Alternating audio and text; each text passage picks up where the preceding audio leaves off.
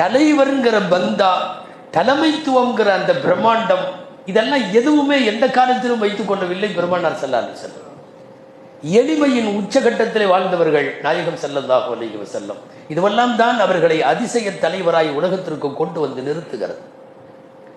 சின்ன சின்னதா ஏழை சஹாபிகளோட உட்கார்ந்துருப்பாங்க, குடிசையில உட்கார்ந்துருப்பாங்க, திட்டுல உட்கார்ந்துருப்பாங்க, சமயத்துல கல்லை தூக்கிட்டு போவாங்க, சமயத்துல குழியை நோண்டுவாங்க, சமயத்துல சப்ளை பண்ணுவாங்க.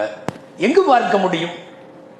பொதுவா தலைவர்னாவே அப்படி நல்லா ஒரு பிரம்மாண்டமான சேர்ல நடக்கட்டும் அப்படிங்கிறது தானே தலைவர். எந்த காலத்திலையும் பெருமானார் ஸல்லல்லாஹு அலைஹி வஸல்லம் அப்படி இருந்தவர்கள் அல்ல. தலைமை என்பதனுடைய நேர்த்தியான வடிவம் அருமைநாயகம் ஸல்லல்லாஹு அலைஹி வஸல்லம் அவர்கள். இந்த தனி ஆவர்த்தனம் எல்லாம் வேண்டாம். தனியா ஒரு ஏற்பாடு பண்ணி என்னை மாத்திரம் அங்க உட்கார வச்சுக்கிட்டு மற்றவர்கள் ஒரு மாதிரி, நான் கொஞ்சம் உயர்ந்த ரகம் அப்படிங்கிற மாதிரி தயவு செய்து என்னை வைக்க வேண்டாம் என்று கேட்டார்கள் பெருமானார் ஸல்லல்லாஹு அலைஹி வஸல்லம்.